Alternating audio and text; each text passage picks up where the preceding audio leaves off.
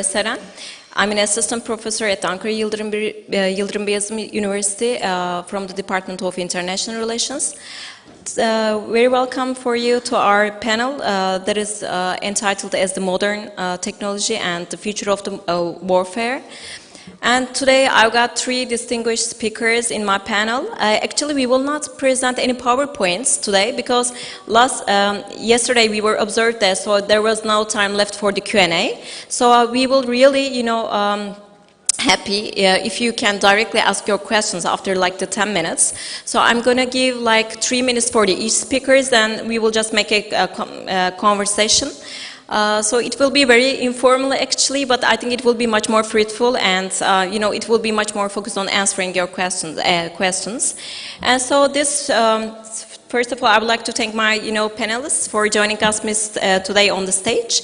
My first speaker, let me introduce my first speaker. The first speaker is Can Kasapoğlu. He is the director of, Security Studies Director of an Istanbul-based think tank called EDAM. And my second panelist is Arda Mevlütoğlu, and he's also a very well-known consultant in the defense sector, and he's an aerospace engineer. And the third one is Şirin Duygulu. She's also an academic. She also has an academic background, and she's coming from Şehir University, and she's also working in the Department of the International Relations. So, first of all, today I would like to start with Şirin because she recently published a book about the warfare. So Şirin, can you please us, very, very briefly, can you explain us what is the really technical differences between the regular warfare and irregular warfare? So the participants and the motivation of the warfare, and for instance the firepower, how did it change? And the tools that are used. Can you please, you have got just 2 or 3 minutes for this, keeping on the conversation. All right, thank you very much. It's a great pleasure to be among such distinguished panelists and audience. So I think what makes wars in today's world interesting and complicated is that the difference between regular and irregular is no longer easily distinguishable, because all wars today are in a way irregular. They are either irregular at the operational level, because regular and non-regular forces operate together or against each other. It's also irregular from a legal point of view, because there are new weapons that are not yet legally shaped or legally controlled are in place. The wars are also irregular because the alliances that take sides in these wars are shifting back and forth more easily or more fluently than they used to be. So those were the differences between the regular and irregular. And maybe incorporating in like a minute about the role of technology here, if I may. It would be that, well, military technology has always shaped wars, and wars in return shape military technology. That's not something new. You develop a new weapon, introduce it into the battlefield, that affects what happens on the battleground, how long it lasts, with what kind of damage, who wins the war, with what impact, what the future of the wars will be, etc. So that's not new, and the needs of the war in return shape what kind of new war technologies will be developed. So there will be a demand and supply side of the issue, which is not new. Perhaps what is new today, or not in the 21st century, let's expand the time span, is that the pace in which technology evolves is so fast that the point of introduction of a weapon to the battlefield and the point of tipping point where more than enough actors actually accept and start using that weapon is quite short. So that decreases the initial advantage that this weapon introduces to the battlefield, but it also makes it extremely difficult to regulate this issue at the operational level, but also at the legal level. So with that, yeah. Thank you. So now I want to keep on with Can Kasapol because actually his subject was about the CONOPS. So just I want to make a very brief actually point about the difference between the regular and irregular warfare. So when we are talking about the regular wars, we are talking about conventional wars actually that are taking place between the states. So we are calling it interstates. But now when we are talking about the irregular wars, we are talking about the insurgencies like the guerrilla warfare, terrorist attacks. So what is the irregular warfare is most of the time it's not taking place between the states, but it's bringing the confrontation between the states versus non-state actors. So the tactics and the tools are also changing. So Can, can you please explain us what is the concept of the new concepts for the battlefield, and when we are defining like CONOPS, we say that it's about the requirements. We have to determine the requirements, the funding of the decision makers. We have to know the technological considerations, the financial considerations. So what kind of a planning does it bring with the CONOPS for the new battlefield? Mm-hmm. Thank you. Well, in a nutshell, I'd say take a tour in Europe. We have really good historical tours or visits to Napoleonic battlefields, okay? Like Waterloo, for instance. You take a tour, you pay good amount of money for them. I took some of them too. It was really a pain when you were studying. And they take you to a Napoleonic battlefield, okay? Or a medieval battlefield, even better. So think that in 100 years from now, we are having a tour for an ISIS battlefield, for a Daesh battlefield in Syria. Where would you have the battlefield? It's going to be a city. If you go to a Napoleonic war zone, you're going to see an empty field, okay, with some illustrations, and you have to imagine how it happened. But what you see is actually endless, green, open field. What about Battle of Mosul, 100 years from now? Battle of Raqqa, 100 years from now. What about the Russo-Chechen wars? In Russo-Chechen wars, what we call battlefield is actually Grozny that we are talking about. Think about the Turkish operations. Okay? For 100 years ago, actually, during the Turkish independence war, still we have tours in Turkey, in Anatolia about that. What you see is rural central Anatolian steppes, rural central Anatolian grounds. What about Operation Peace Spring? What about Operation Olive Branch? What would be the battlefield? So this is the first aspect, I'd say, of the modern concept of operations, that we do not have separate battlefields. How it translates into modern political affairs, and as an analyst living in Europe, what I'm trying to tell to my European counterparts is that what they faced in Syria, the humanitarian burden, is not anymore an exception. This will be the basic textbook outcome of modern warfare, because warfare will be fought in urban places more and more. This is not a military trend, this is a demographic trend that has a military implication, first. Secondly, as we digitalize warfare, we see the emergence of three-layer battle space. So in the first layer, we have good old physical layer, actually. Napoleonic wars were fought in that level. William Wallace confronted the Brits at that level. At that level, things can be measured in centimeters, feet. They can be weighed in kilograms, tons. You can touch them. They have a temperature like that. This is the physical battlefield that hasn't changed. Yet we have two more battlefields right now. First is the informational battlefield, that you have data links. Okay? So what is the main argument, apart from the political arguments, that United States can voice against Turkey's procurement of the S-400? Does it have anything to do with something that you can measure in centimeters, meters, or weigh in tons? Nothing. Okay? This is what you are talking here about is actually data link. They don't have masses, but this is a predominant determining factor in modern warfare. Think about Eastern Ukraine. Overnight, the Russians cut all kinds of communication in East Ukraine. Think about the Stuxnet and how the Americans hindered the Iranian proliferation. Okay? Did they do this Stuxnet operation with something that you can measure in centimeters? No. It all happened in the informational battlefield. Then, and lastly, by the information revolution, we have the cognitive battlefield. Every single war right now has a YouTube front, a Telegram front, a Twitter front. We saw in Turkey's last effort in northern Syria, it was a very legitimate operation to the best of my understanding. I completely backed Operation Peace Spring. And I can say that on the battlefield, the Turkish military did a great job. But when it comes to the data produced in the information sphere, and do not forget that back in 2013, the humanity produced only in 1 year 4.4 zettabytes of information. 1 zettabyte is 21 times 10, actually. This was more than we have produced within 300,000 years since the cave paintings. Okay? So the data that was produced in the internet, if you check, was predominantly against Turkey. So Turkey won in the physical battlefield, but when it came to the cognitive battlefield, the last layer, I cannot say the same, unfortunately.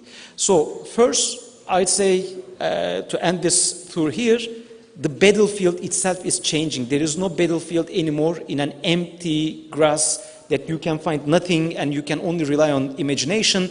Battlefields are cities, battlefields are the places that we are living in.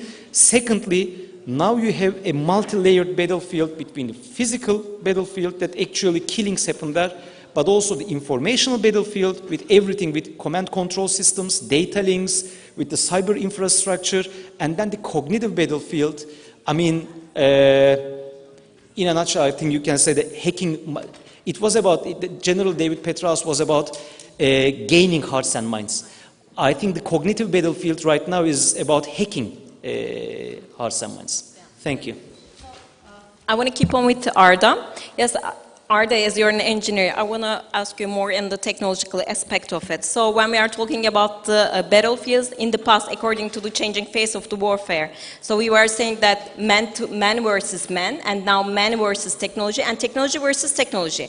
So how do you think about it? What are your forecasts about it, like technology versus technology, and those technology will be on the like the ground forces, or will be like the drone swarms or something like this technology confrontation? Speaking of the technology, transformation of technology, I think we are in the middle of a new revolution in military affairs, and it's like a new maneuver revolution. We saw the first maneuver revolution in the Second World War, where masses of German armored vehicles, tanks, poured into European fields, backed by a very robust communication network, airstrikes, artillery, and a very, very bright intellectual planning capability. Coordination produced victory for the Germans, at least in the first opening phases of the World War II, and we saw the crushing effect of speed when used in coordination. And now we are in the middle of a second revolution, which focuses on again speed, but at a different level, different dimension.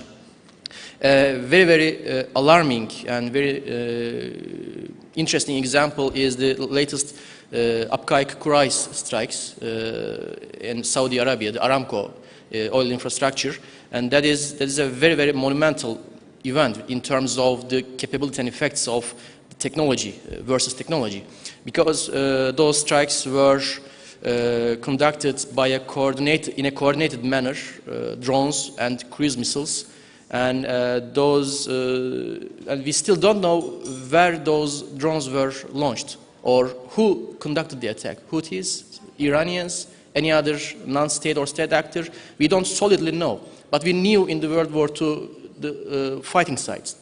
And the technology of those drones and cruise missiles used in the strike, they're not science fiction. They are accessible. They are relatively cheap to manufacture, develop, integrate. They are relatively cheap to operate, and they produce huge amount of asymmetry in terms of effect, in terms of cost, and that gives non-state actors a huge advantage against state actors.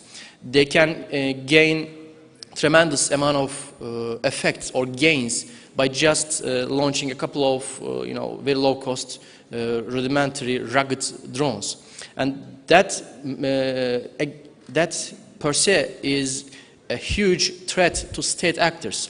And when we closely analyze that strike, Saudi Arabia has one of the most advanced air defense networks in the world. They invest huge amount of money into air defense, command and control, early warning systems. They have Patriots, all versions of it. They have recently ordered THAADs, and they have all types of technology to counter classical air threats, like tactical ballistic missiles from Iran, tactical fighters from Iran. But we saw that their command and control, early warning and planning capability against such asymmetrical threats like drones, very low flying cruise missiles, new types of threats, it was non-existent. But they were not alone. Virtually whole world is defenseless against such types of threats, because it is extremely difficult for state actors to dynamically adapt themselves in terms of planning, CONOPS, manufacturing and procuring and acquiring such counter systems. And then there is a very, very serious trap. I will conclude by just mentioning that trap. That trap is like, arrow versus shield, or cannon versus castle. If you fall into the trap of just focusing on counter drone or counter technological, counter quote-unquote systems, then you're in trap, and that's point of no return.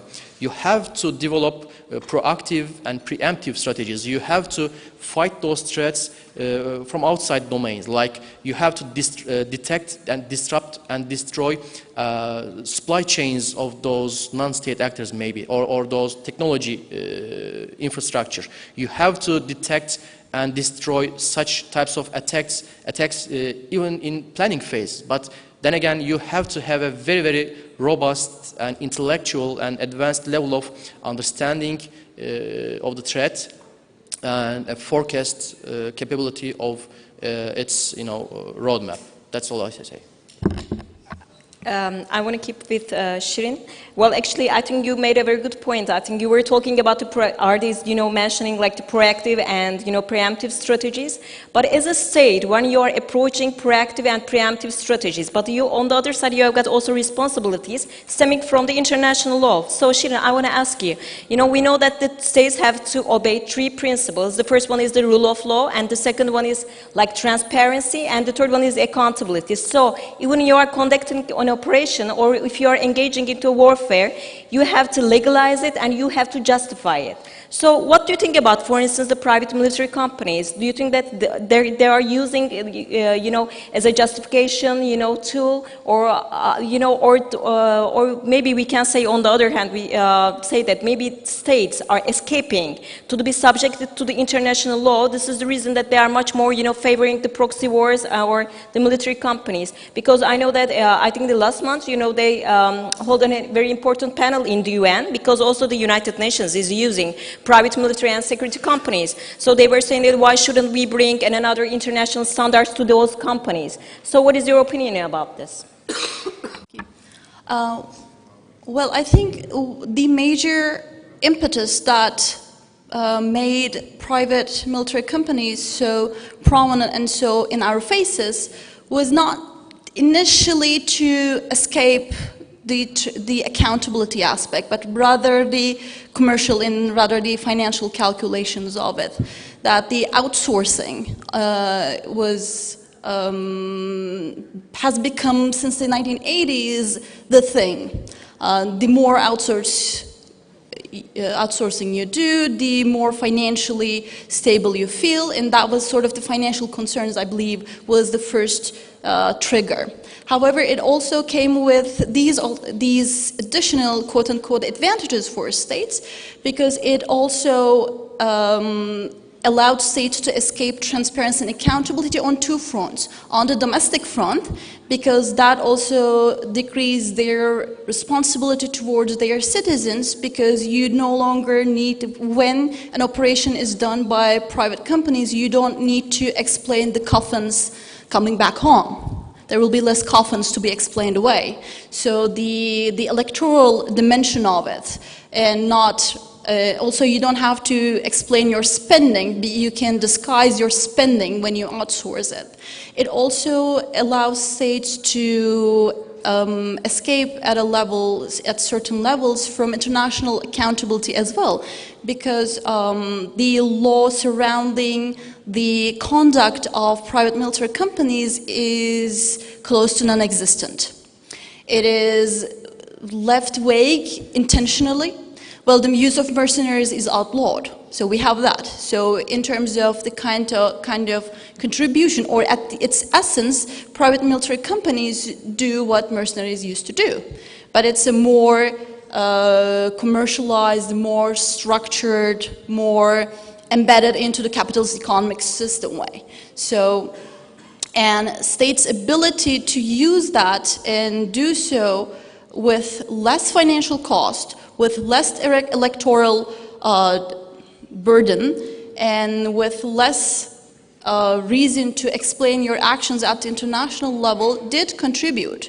However, what states are realizing right now, or rather the main states who use these forces most frequently, are realizing that they may not necessarily be the only states who are using that.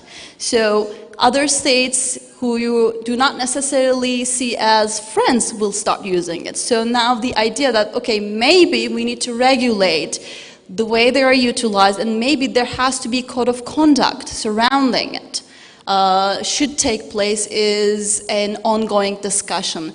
A discussion that, in my opinion, will not result in a binding document anytime soon, but I think at least the idea, entertaining the idea of regulating is a one step toward that direction. What about Turkey? You know that in Turkey there were two initiatives, taking place in order to, establish a military company, but they couldn't really survive. I mean, they couldn't, make a very good success. So how do you think that? So sometimes military companies, the market, you have to look the private military companies market. So how do you observe, what are your observations about the market? Some countries are dominating this market, but at the same time, those companies that are belonging, they cannot survive in Afghanistan, for instance. There were so many discussions. So I want to ask you the first thing about the market, and the second, why it couldn't really survive in Turkey. Let me start with the second question. In my view, private military companies need to be financially reasonable option, but they also need to be societally acceptable. And I think that the second one is mostly missing in the Turkish context.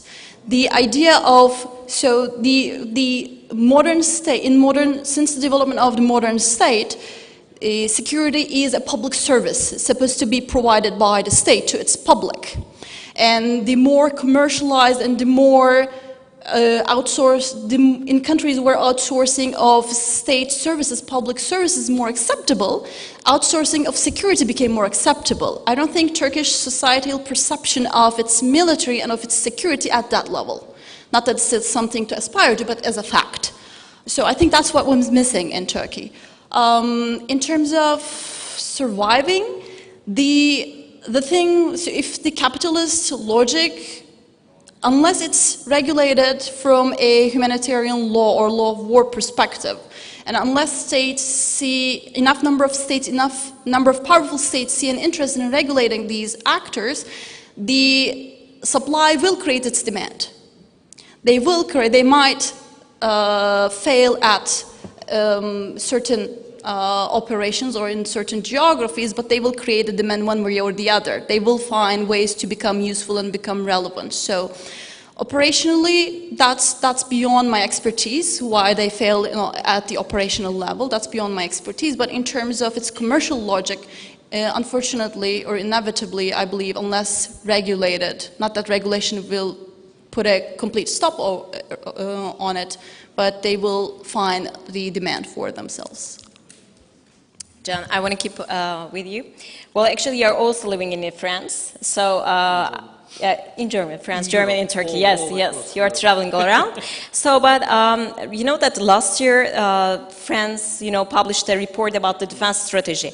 So, I think we really want to know about what is the defense strategy, because at the same time we are cooperating with the France in our, defense procurements, foreign or with the cooperation.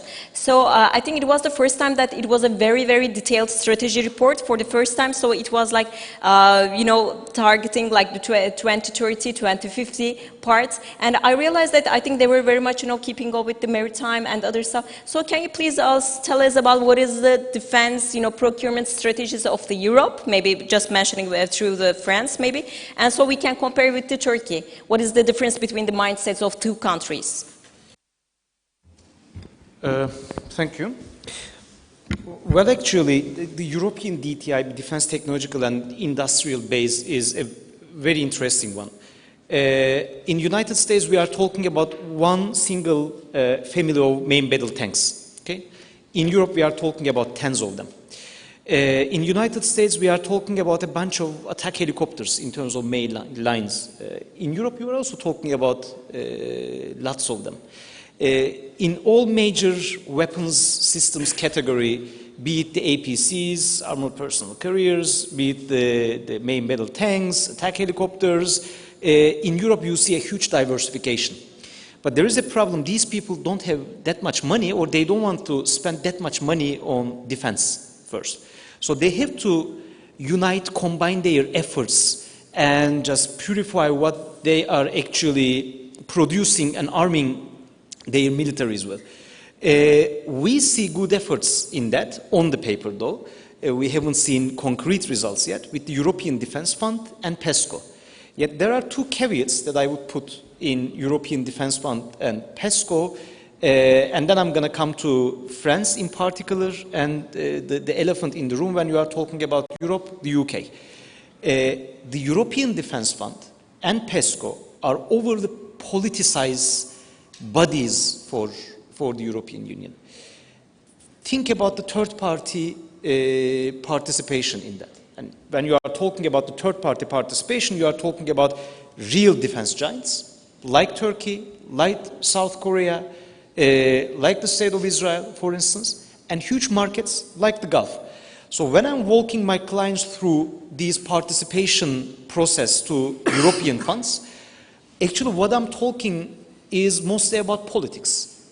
Like Austria's political allergies, quote unquote, to Turkey, this chancellor or that chancellor, that coalition or this coalition in Germany. Okay, so this is first overly politicized. The second point is, are they willing to invest in real technologies that can make a difference? Okay, so what we are talking about here in the cognitive sphere, we are talking about artificial intelligence. In the physical sphere, we are talking about robotics. And in the concepts of operations sphere, we are talking about human-machine teaming. Okay? Do they have the necessary know-how or the will to produce that know-how in their institutions?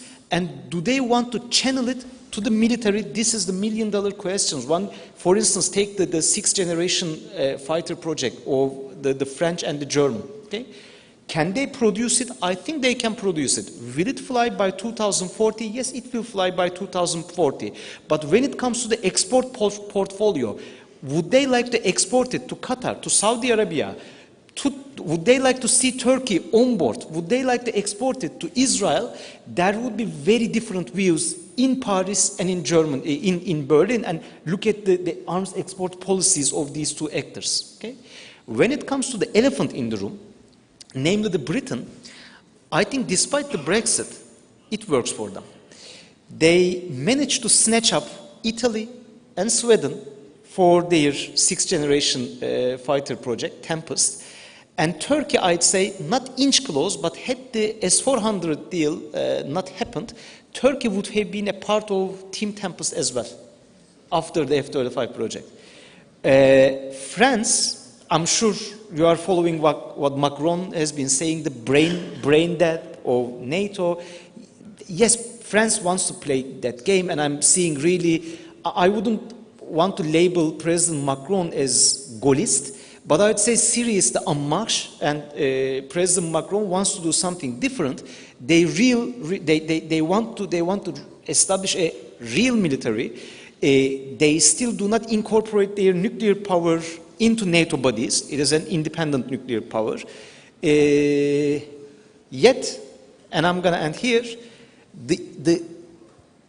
the institutional resistance against President Macron, especially with regards to the security services, would not be piece of cake for him.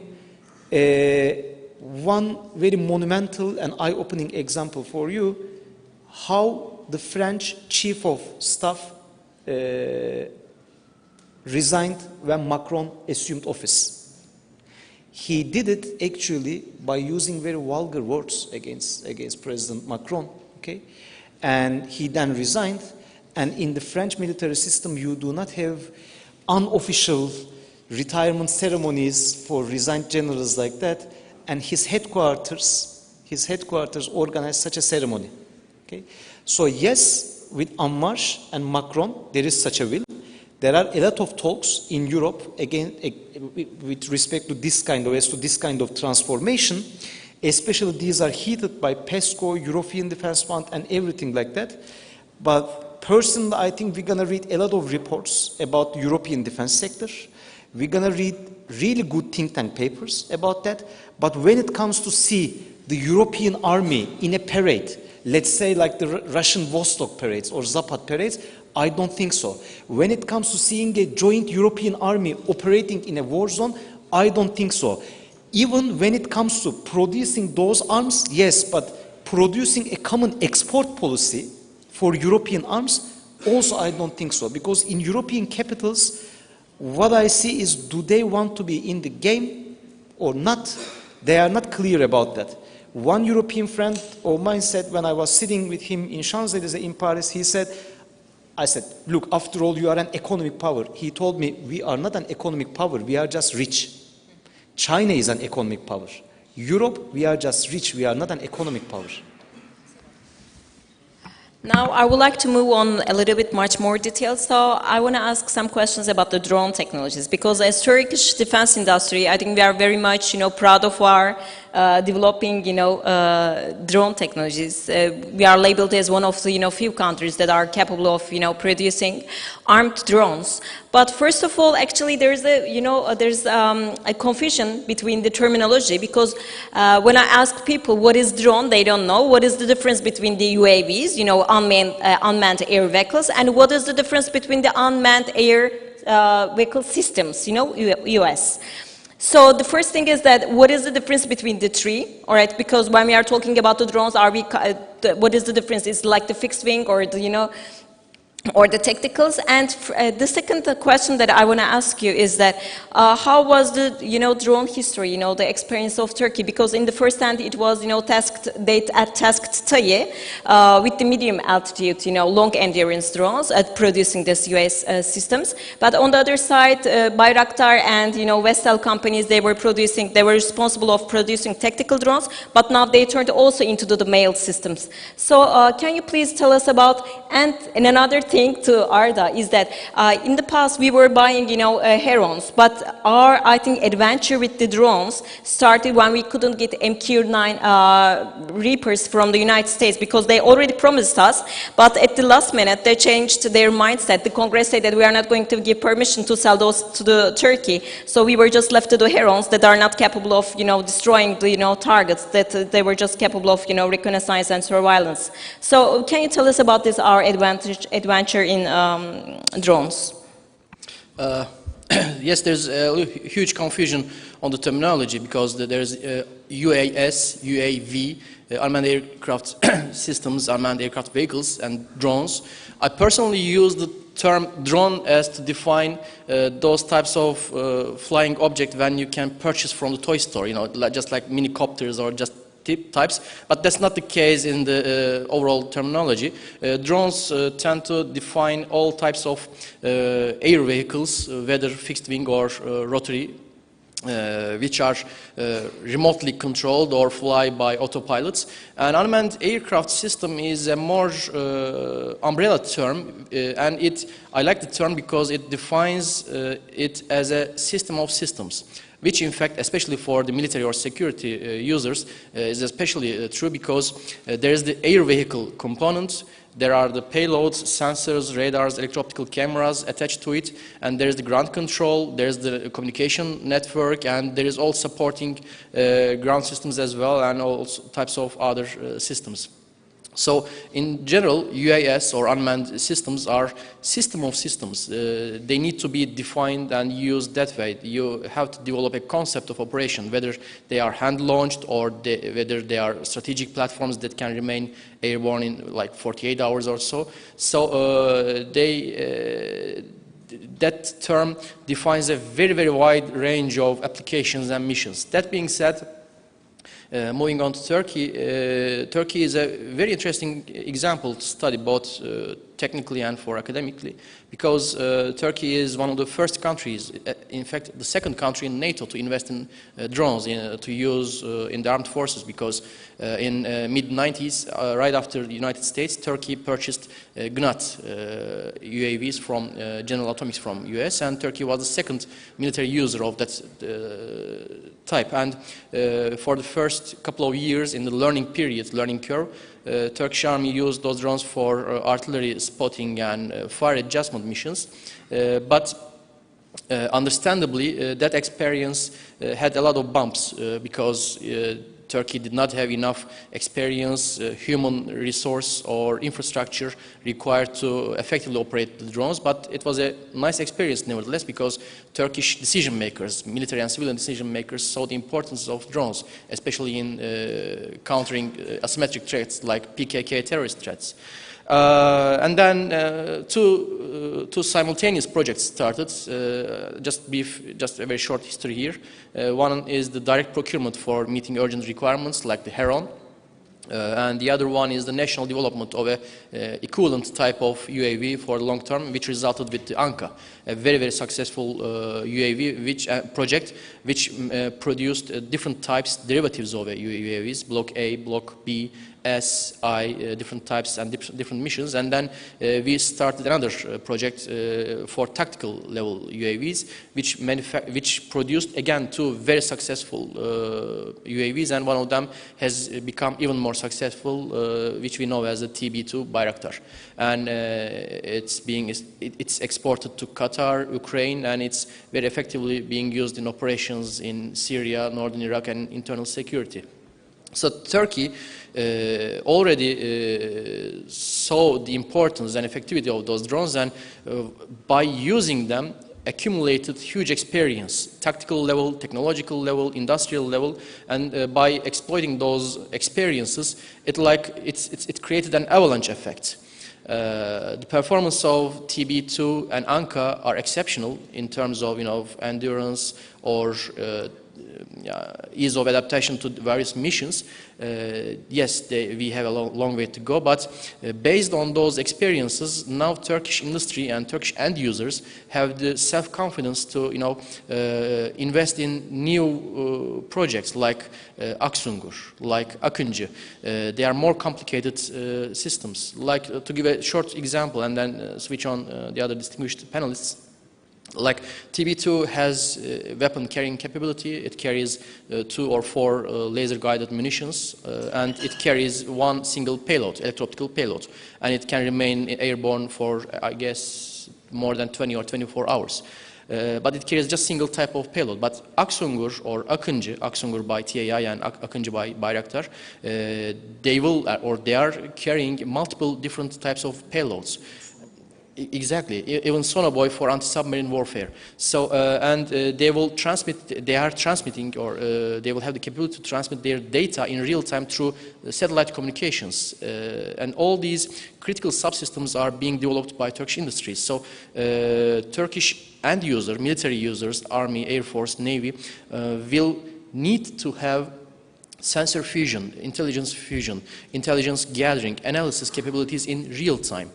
That will create the second big step in the effective warfighting capabilities of Turkish armed forces, and also based on the successes of these systems, it will have the chance to create huge export opportunities for the industry as well. Shirin, in your book, you were talking about the local fighters. So most of the time, we are very much, focusing on the capabilities of the state actors. But what about the capabilities, the technological capabilities, the fighting capabilities of the local fighters? Of course, they are, getting lots of support from the other states. But on the other side, they're also, capable of producing now. Nearly recently, for instance, they are establishing their own drone academies. They are establishing their own strategy, documents. Nationalization and procurement, a localization of their own drone programs. So how is it increasing in the, the local fighters if they are non-state actors and if they are illegal? For instance, the capabilities of the fighting capabilities of the YPG. I think here we see how the rapidly evolving civil technology is weakening the hands of the state. So the non-state actors' hands in terms of military technology and capacity is increasing in two dimensions, I believe, regarding your question. One is, as the other panelists have already mentioned, is the availability of civilian technology means that even leaving organized terrorist organizations aside, theoretically, a teenager who got upset with his girlfriend can buy a drone over Amazon, Google how to make a bomb, and create a damage. So that's the reality. Thankfully, we don't have that many angry teenagers around, but it is the reality. So that kind of the access to information is key, and which is significantly decreasing weakening the hands of the states. And the other thing, which would again tie what the panelists have also said, is that you don't need to be technologically too advanced, or you don't need to have the money, the big money. If this were to be, because it's not like trying to get a nuclear warhead, where even if you had you would be as a non-state actor, you would neither have the technological capacity nor the financial means, right? So the financial aspect of it and also the access to technology aspect of it is strengthening the hands of the non-state actors. So that's the first thing. The second thing involves the power of information again, but this time not receiving information, but disseminating information, which would tie again to what John said, I believe earlier in the panel, is that they use internet. Well, everybody uses internet, but non-state actors use internet very effectively to put a human face to their cause, B, to illustrate, to surface any and all misconducts done by states, intentional or unintentional. C, also get support. That's being financial support or moral support, and recruit people. So this information, both being at the receiving end and also the disseminating end of it, is increasing the fighting capacities of non-state actors, both in the name of having access to physical weapons, but also fighting the war at the cyber level. I'm very curious about the question to John, actually, because when you are looking in the media, when you are looking at the academic literature, three wording is very, famous. The first one is localization, the second one is nationalization, and the third one is strategic autonomy, actually. So when I was reading the reports, the defense strategy reports in France, they were always talking about, we want to win our strategic autonomy. What does it mean? They couldn't still yet. I mean, this is the first thing. And also the same, motto goes for the Turkey. We want to win, you want to achieve our strategic autonomy. So I want to ask you, how a state can, even it's technologically developed, even they are exporting lots of defense products to the world, but they still want to achieve their strategic autonomy. This is one question. And the second one is that, since the Obama period, Obama and Trump, they were, criticizing very highly the European states in order to increase their defense spending from the GDP. It was like the 2%, at least, the average number. So we are witnessing that the European states are now increasing their defense spending, but they are not buying defense products from the United States. And now in the United States, there was taking a, discussions in the Congress, in the States. They said, okay, our partners are, increasing, but they're not buying American weapons anymore. So, for instance, they're not maybe preferring to buy F-35s, but rather they will choose Eurofighters for that. So do you think that the strategic autonomy is something that even the European countries doesn't want to, do not want to depend on the United States, US technology? So the strategic autonomy is something like, deriving from the European market, maybe defense market. So can you please explain us? Long story short, strategic autonomy is daydreaming. It is a lie. It is a European hallucination. It will never happen. Again, like PESCO, you're going to read a lot of papers about that. You're going to see a lot of good think tank reports about that. You will never see that happening. So what does it mean, strategic autonomy? Strategic autonomy means compartmentalization of the key functions, strategic functions, that the United States offer to the Europeans in the post-Second World War era. So what we are talking when we are referring to strategic autonomy, and how the Europeans can or cannot achieve that. I have huge respect to international relations and political science academia, but I'm a war studies guy. So I go one by fact, and instead of answering them, I can refer to this distinguished audience. Would you think the Europeans can do that or they cannot do that? First, sea lines of communications. Okay? By law, the United States operate 10 aircraft carriers. Okay?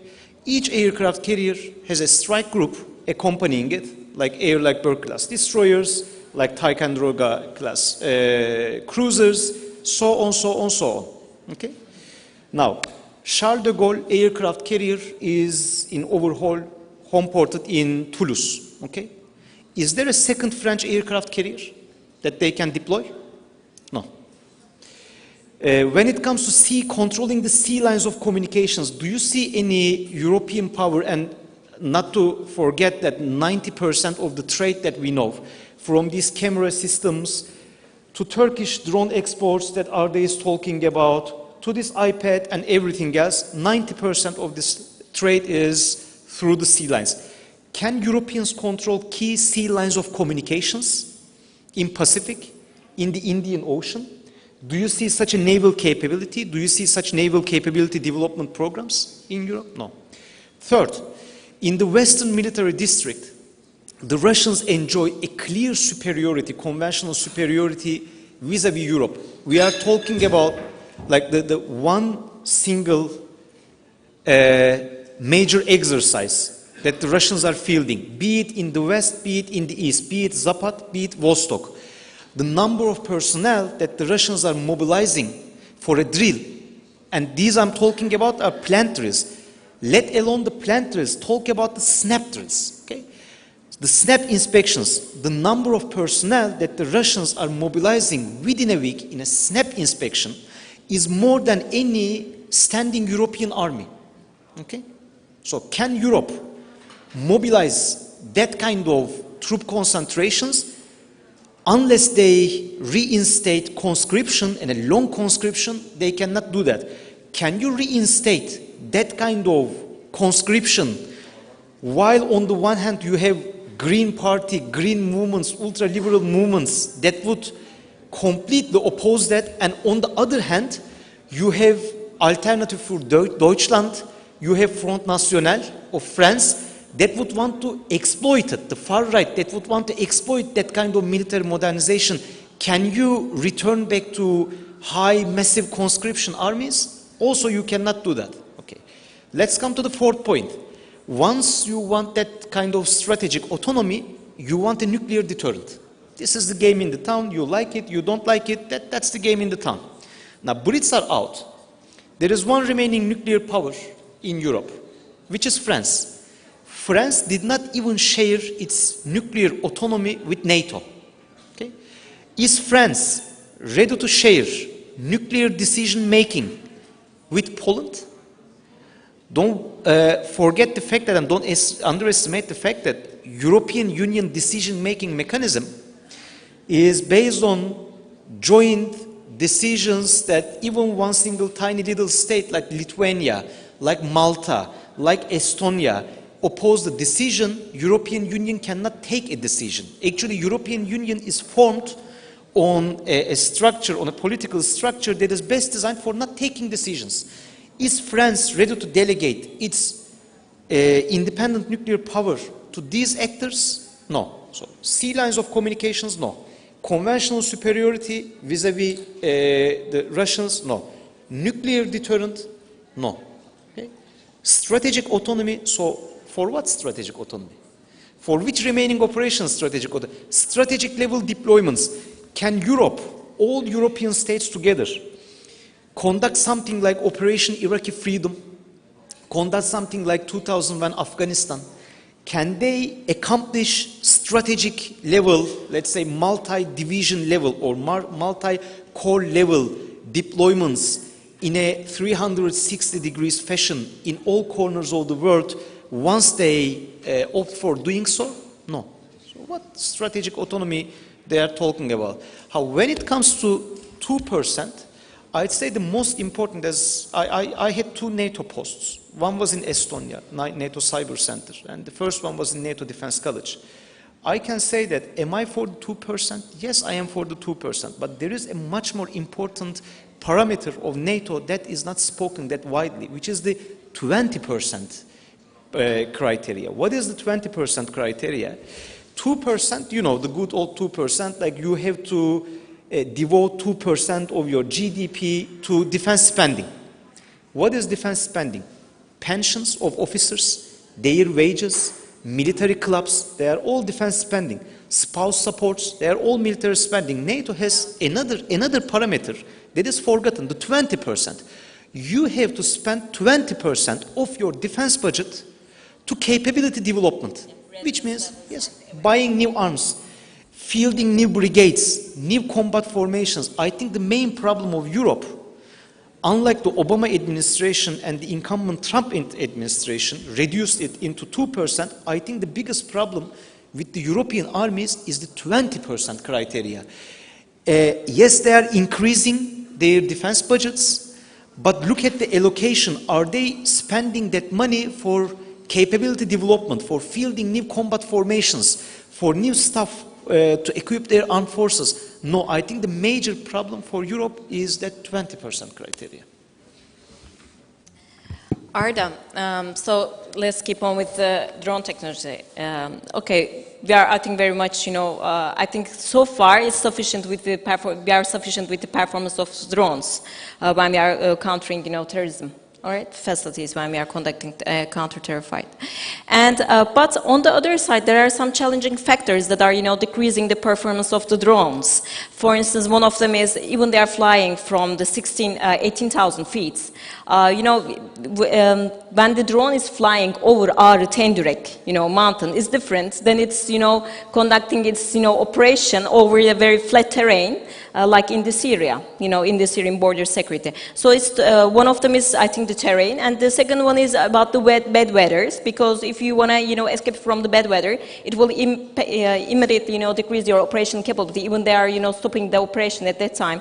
So in order to, you know, tackle with this bad weather conditions, I think we need high altitude ones, like the Global Hawks, isn't it? So do you think that Turkey will, in the future, will be, you know, capable of, you know, producing this high altitude Global Hawks? And the second one is, I think this is another conviction, producing armed drones is different than producing combat drones. So also the Haluk Bayraktar in his recent speech says that we are very much, you know, keeping investing on the combat drones. So I think they are really necessary for, you know, producing high altitude and when you are thinking about the threat perception of Turkey.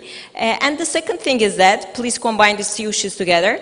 While Turkey is very much investing on the, you know, drone technology, the terrorist organizations are also getting much more aware how to escape from this drone technology. So far we see that two things that they are doing. Maybe if they've got jamming capabilities, so they can do jamming. And the second one is maybe they can wear like thermal clothing, thermal clothing, but this thermal clothing is not a, you cannot wear it and you cannot, carry it for a very long time. So it's also difficult for the tourists, to wear those clothes. Or maybe in the media we saw that there were so many discussions taking place about the umbrella, if the terrorists are opening their umbrella, if is it available for them to escape from the drone attacks. So what are the challenging factors for the drone technologies for our performance, and what are the countermeasures that are developed that are accepted, adopted by the terrorist organizations in this respect? Short answer, we need to focus on capabilities, not platforms. So in order to have persistent, unobstructed surveillance, intelligence and reconnaissance capability, we need to have all types of sensors, electro-optical, electromagnetic, all types of sensors over a large swath of area, like Syria, Iraq, all Middle East, all Eastern Mediterranean, Black Sea Basin, Caucasia.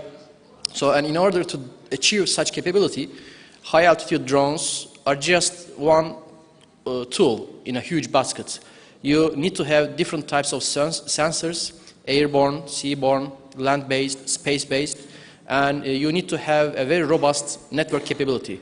So my answer would be, the real question is that should we invest in such network, such nervous system?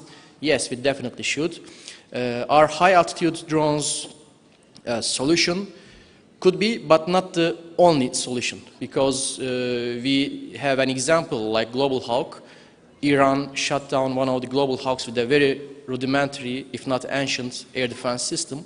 And we saw that Global Hawks, apart from that incident, we saw that Global Hawks in some areas like Persian Gulf failed to provide real-time actionable intelligence, as is the case with those tanker strikes. So having a toy, quote unquote, is one thing, but fully exploiting its capabilities is another thing. So we are right now conducting operations in northern Syria. The geographical landscape of area of responsibility of those operations are relatively limited.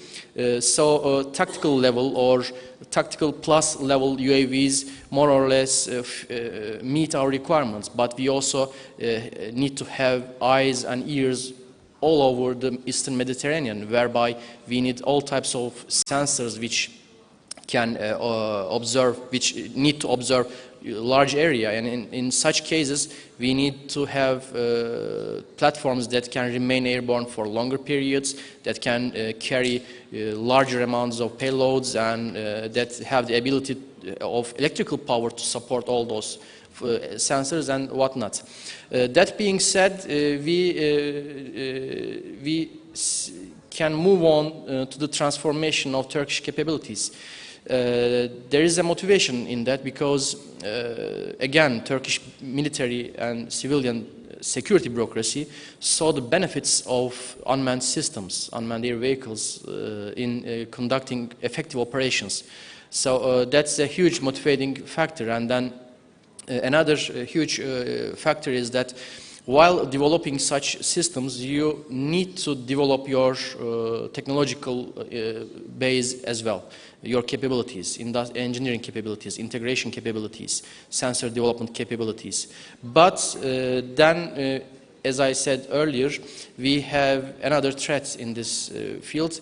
We are developing our capabilities, our industry is producing good products, but so is the terrorist organizations. Iraq, Syria, Yemen, Libya, they all have become laboratories or test fields for different types of drones, coordinated attacks, various types of usage, and there has appeared a shadow defense industry in the region where different types of non-state actors or terror organizations share their know-how or technology with each other. Last year on November 10th, during the ceremonies for Atatürk, there was an attack against the government building of Şırnak by PKK, and the type of, yes, fixed-wing drones, and the type of drones were identical to those used by Daesh. And very, very interesting factor is that PKK with or without help from other organizations or Daesh, I don't know, PKK managed to modify those drones because they were remotely controlled drones, but PKK technicians, I can say, removed the autopilot mechanism, removed the remote control mechanism and replaced it with a GPS-assisted autopilot. That's a very significant capability, and that's very dangerous because that modification can be done anywhere, anytime, by anyone. So, just carrying a couple of grams, or if not kilograms of explosives, they could, by help of God, they couldn't, but they could conduct a very effective and very dangerous attack. So, technology is advancing for both sides, for us and for them. And they are also, the terrorist organizations are also trying to develop effective countermeasures for the drones. This is like a cat and mouse race, but just there is a race. We never have the ability or luxury to, withdraw from the race. We need to invest more innovative technologies, tactics, and solutions to tackle with these issues and challenges. And we need to, I think about new innovative ways to detect and monitor and control that shadow defense industry, which poses a very serious threat to our economic capabilities, our social everyday life, and our military capabilities as well. Arda, just another question to you, because you and me, we were together in this military raiders and security border, summit, and at that part, I think we were discussing a lot about the military raiders. So, how does this development of the military raiders affecting the capabilities of the, destructing or destroying these drones? So, for instance, we know that in 2021. The United States Marine will be using laser weapons. Do you think that really it will work?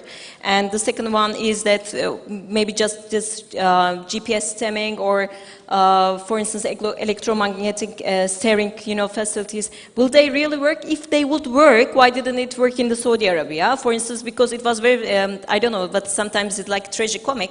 As you said, Saudi Arabia has got so many, very capable with this air defense, and they've got also so many, jamming systems, but they're not using those jamming systems because those jammings are also jamming their own systems. And the second one is that sometimes if you are using those jammings, you cannot use the mobile phones. So instead of using their mobiles, they don't want to use jamming systems. So they were also discussed in Saudi Arabia. So what kind of the countermeasures, in this regards to the military raiders, or is it important for us to, producing our own national military raiders as well?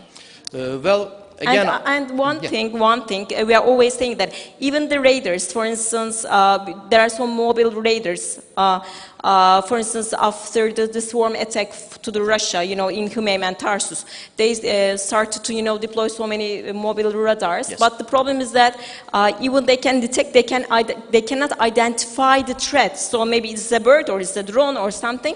So also there are some measures that about the voices. They were taking voices. So can you also please answer?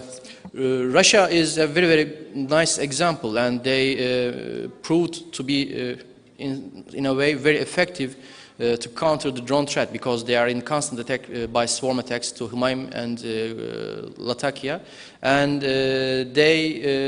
I think they are a good example to monitor. They adopted a way of countering drones through a combination of kinetic and non-kinetic measures. They deploy short-range, low-altitude air defense systems and around those bases, and they also deploy various types of electronic warfare systems, jamming systems, short-range, medium-range, and in several cases of swarm attacks to Humeym base, they deployed coordinated uses of air defense weapons, missiles, guns, and electronic warfare systems together. And that's a very significant feat on behalf of Russians, and they are accumulating huge experience both in Ukraine and Syria.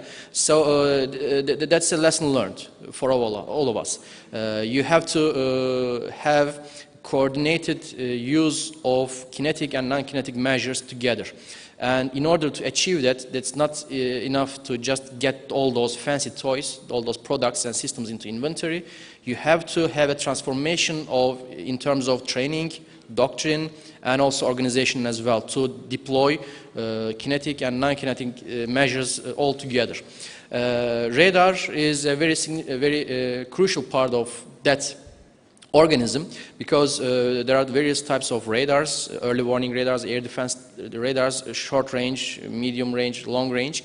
And in order to detect and identify especially small body drones, small sized drones, and distinguish them from the background noise, background clutter, you need to have very powerful radars. And those powerful radars don't come easy, don't come cheap, because they require huge amount of power. They consume a lot of electricity. And in order to develop such radars, you have to have the next level in developing radars. You have to have GaN technology, FPGA technology, gallium nitride technology, and to manufacture effective and relatively cheap radars. And you have to be very power efficient in your systems, which is Russia is having some challenges as well. So there is a very huge technological challenge in developing effective, relatively small size, mobile, and very powerful radars. US is almost, or US has accomplished this, and they are, especially their Marines, are deploying GBAD radars, very effective, powerful radars to distinguish very small-sized targets. And there comes another lesson for us to study on, to develop a strategy against especially such technological threats like drones. You have to complete your organizational and doctrinal transformation, technological transformation, and the way you look and study all these examples. We need to study Russia very carefully, we need to study Ukraine very carefully, we need to study Yemen, Iraq, Libya very, very carefully and scientifically. A little bit out of time, because it's right in the program is like 12:15. But again, I want to give you some chance for to the audience if you want to ask some questions. So I can pick up like 4 or 5 questions. So if you want to, address to our panelists. Yes, Mr. Sual, yes.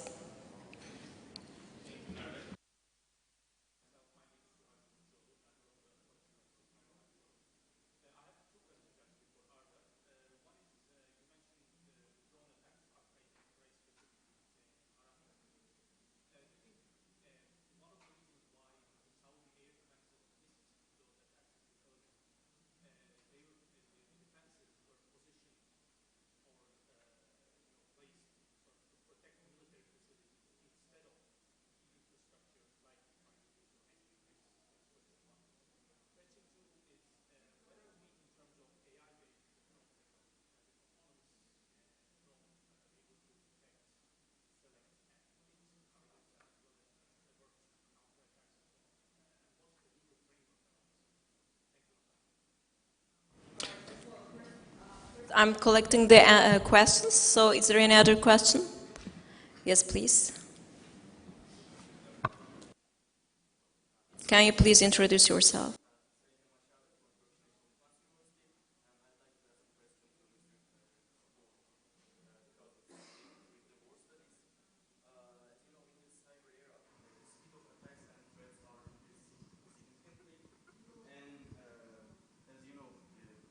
We just have milliseconds rather than the minutes. And so the soldier who sits in front of the laptop or computer needs more authority. So I believe that the chain of command and order system has to be redesigned. And what do you think about it? And do you believe that the Turkish armed forces is ready to such redesign and decentralization? Thank you.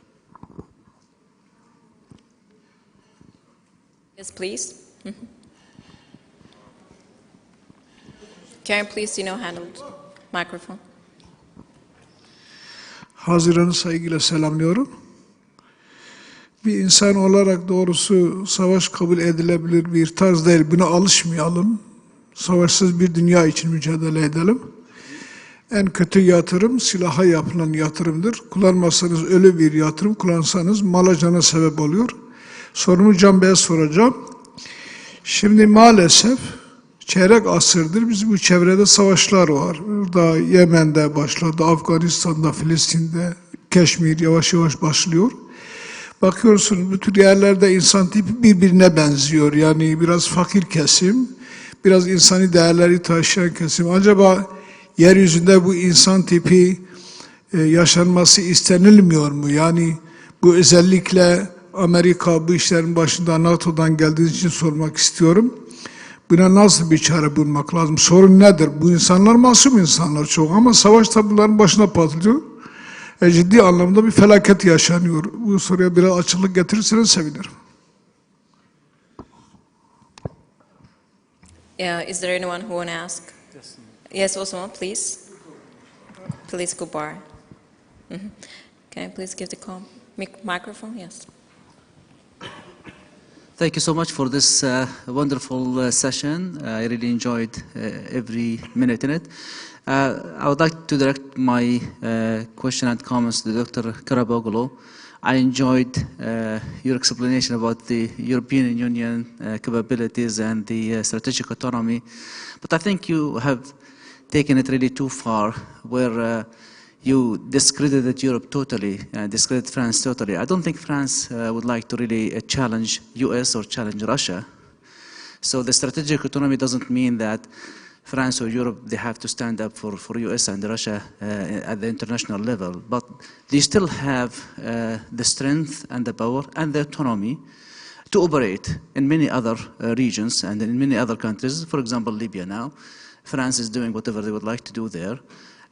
So the strategic autonomy, I think we need really to give it the right size based on their right capability. This is just a slight correction. Now, for the gentleman here, I really enjoyed, I'm a technical guy as well, so I really enjoyed everything that you said. But it is a bit scary for small nations now, okay? Like medium-sized nations and large nations, who they do have the solid power in terms of population, size, financial capabilities, they can pursue what you're doing, okay, or what you're saying. Now, for small nations, what they're supposed to do, what should be their strategy? And this the same question is basically directed to Karaboğlu. He's dealing with the strategies. So, what they're supposed to do in this kind of really very scary world? Thank you so much. Is there any other? All right, so for each question, can you please just answer in 2 minutes? All right. I think it's, do you want to start first? Yeah, or is Arda? For the upcoming Kuray strikes, after analyzing the open source material, we see that Saudi Arabia air defense systems were present around those facilities that were hit. They had medium level and long range different types of air defense systems like Krotal, Shahin, and also Patriot, and also they have at least one type of long range air early warning radar. But then again, we see that Saudi Arabia, both in terms of doctrine and in terms of equipment, structured its air defenses against conventional air-breathing type threats from Iran, like tactical aircraft and also tactical ballistic missiles, and those the eyes were directed towards the Persian Gulf, towards the direction of Iran. So in terms of doctrine, in terms of strategic placement, and in terms of thinking, they were expecting, I guess, a threat or a strike from the Persian Gulf direction and through conventional means. But even if deployed correctly, those systems would not be very efficient in countering those drones. They also had some very low altitude air defense guns around those infrastructures as well, but they would only partially be effective if worked 100% effectively. Another question, AI-based countering drones and legal framework. There are some technologies and projects to develop cognitive electronic warfare systems, like AI is playing a huge role in distinguishing the background and types of threats and adapting the capability of the system accordingly. And in terms of legal framework, we are right now on the relatively safe side because the human factor again is playing a huge role. There is a human finger on the trigger on those systems. So in the eventuality of like a disaster, like an AI-based air defense system shooting down a civilian airliner, we will have our responsible, just like an unlucky officer maybe, using an AI system. But fully autonomous AI-based air defense or counter-drone systems, they are technically possible, but I believe because of all these ethical, moral, and legal concerns, they may not be realized in the short future, and I personally, sincerely don't want to see such a future as being a technologically conservative man. And for your question, yes, the amount of threat against small-sized nations is much bigger than those two big powers. What can those countries do? Technology has become relatively cheap and relatively easy to access. That is also valid for those small types of nations also. And I believe alliances, like R&D alliances, project alliances, like cooperations, multinational cooperations, would be very effective because the type of threat is unified, one type, and different types of countries may come together scientifically, technologically, and also militarily to develop and deploy innovative ways to develop joint solutions for those threats. This is, I know, I believe, this is, I know, very carries a lot of idealism embedded. It speaks out a very ideal environment, but I personally see no other alternative other than this. Thank you. Very briefly, I completely agree with what you said about strategic autonomy. Yeah, it should be redefined, but it should be redefined in a very clear way, I think, by the Europeans. So let's take the French operations, let's take the European operations. Mali is not a strategic level deployment operation, it is a pinpoint, very limited operation that France did not deploy multi-brigade level task force in Mali. It is rather a large surgical, protracted large surgical operation. Also, there were other times that France joined and even pioneered the efforts, the Western efforts. Libya was one of them back in 2011, but there is one more important effort here. Back in 2015, when ISIS attacked Paris, Charles de Gaulle aircraft carrier sailed from Toulon, and at the time there was the US-led coalition in the Eastern Mediterranean and the Gulf, and Charles de Gaulle assumed the flagship position in that, and the operations and the entire US fleet in the area also answered to Charles de Gaulle aircraft carrier for a small period of time. It was the French Navy that took the control of these operations. There is even one more important operation, I think, in terms of coordination. After the repetitive chemical attacks by the Assad regime in Syria, France, United Kingdom, and United States conducted joint airstrikes and naval strikes on various targets in Syria. So in all these operations, European powers, major European military powers, like the United Kingdom, like France, cooperated with the United States. So if what they describe or depict with strategic autonomy is to have more, en français, more marge de manœuvre, more freedom of movement for their operations, and when needed, taking the lead for the operations, pioneering the operations, and when they need, or should they need so, being able to conduct small to mid-scale, short to mid-term operations like that, that's completely acceptable, logical, within the capabilities of the Europeans. But once it comes to what Chancellor Merkel said, that we can no more rely on United States, we should take the hands in our affairs. Well, if you can, take the hands in your affairs. At the end of the day, what I say is not you should or you shouldn't. You cannot. And at the end of the day, what I'm saying is this: these countries are democracies.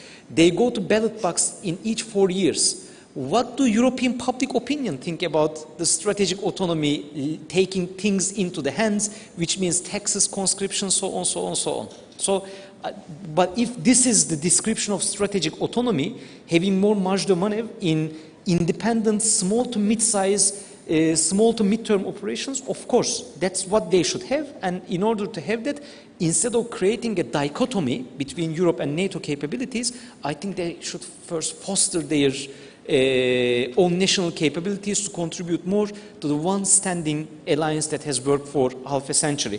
When it comes to AI and decision making, that's a really good question. We should explore the term algorithmic warfare here.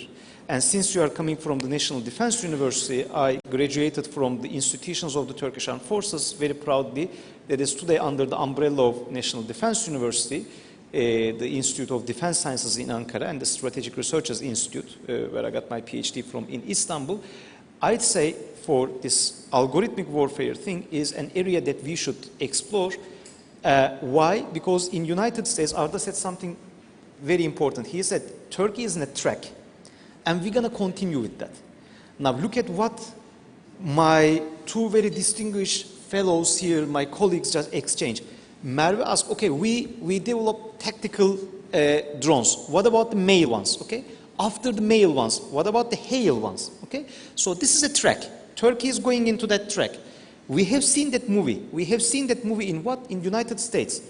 What happened with the United States drone proliferation? At some point, United States drone proliferation reached a level that the intelligence they produce cannot be analyzed by human intelligence analysts. Right now, the United States has the problem of influx of raw intelligence coming from all corners of the world.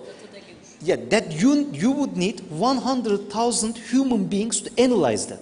Okay?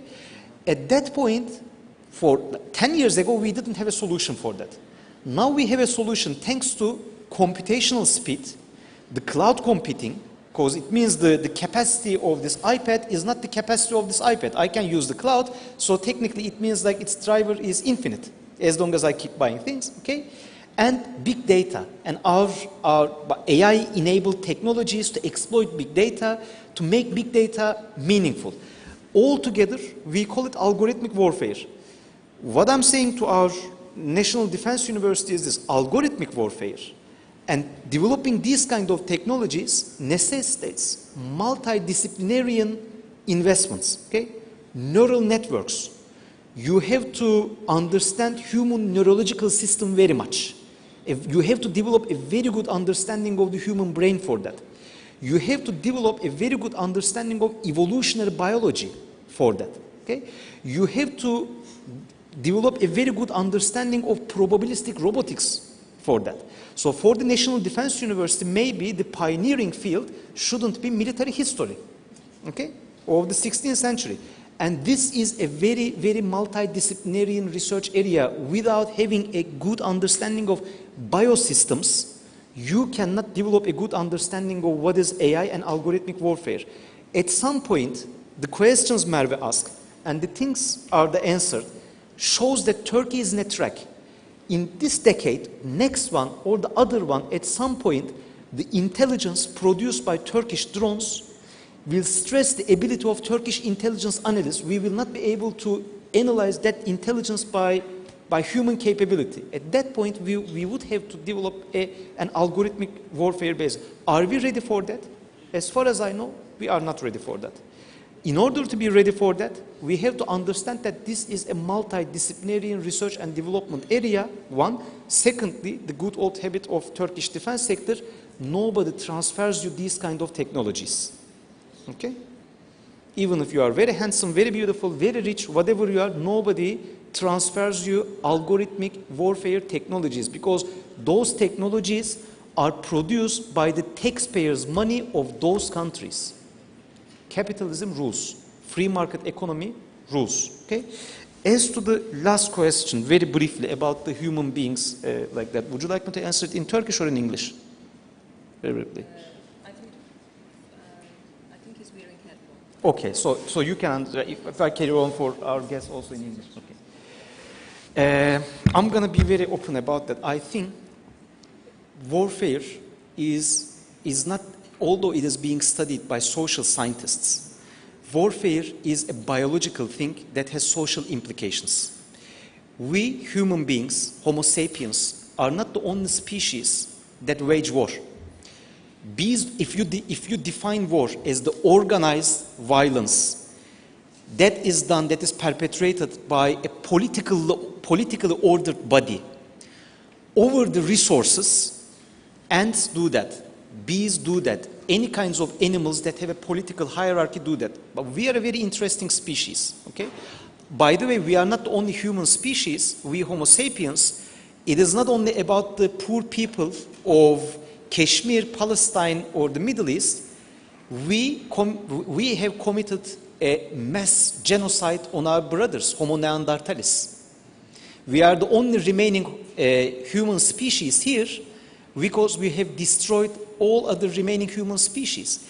And if you look at the human being, the Homo sapiens from Mars, okay, what you can describe Homo sapiens from Mars as a Martian would be maybe a parasite, because we are very detrimental to the ecosystem of the world.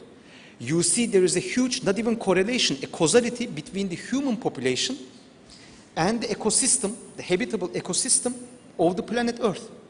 And if we grow that exponentially, the human population, we're going to see that within like maybe a millennia, we will not have an ecosystem for other things to live. We have a difference as Homo sapiens from other war-fighting species. We are a land animal, but we managed to carry this war-fighting habit first to the seas by our navies, then underwater, in the land, then subterranean, then to the air, then to the space. Then we have created a domain that does not physically exist, like cyberspace, but we can create physical impact through that cyberspace. Hack these hotels, digital systems, you can easily start a fire in this very room. Okay? You can even lock this floor. So in a domain that physically does not exist, you can create a physical impact here. Unfortunately, I think we have to come up with the terms of the species. We are a dangerous species. Homo sapiens is a war-fighting species, and it is a dangerous species. And it has, I completely agree, I completely understand your moral point. I appreciate that. If we had more Homo sapiens thinking like you, or having, I think, your standpoint, we would have less wars, and we would be happy. But yet again, what would happen to our population? And if we have 10 billion or 15 billion Homo sapiens because we don't have wars, what would happen to that ecosystem? That's another question. I think we should come up with the very fact that the biological roots of our species is really dangerous. So instead of addressing how to change our biological roots, I think we should focus on how we can leash them, limit them, how we can understand it much better, and how we can move forward to the next centuries and millennia, because we are not genetically changing, actually. Thank you. All right, it has been 2 hours, so thanks a lot for showing your patience. And it was a great pleasure for me to moderating this panel. And I hope I try to cover as much as we can about these issues. So thanks a lot to my panelists. Hello.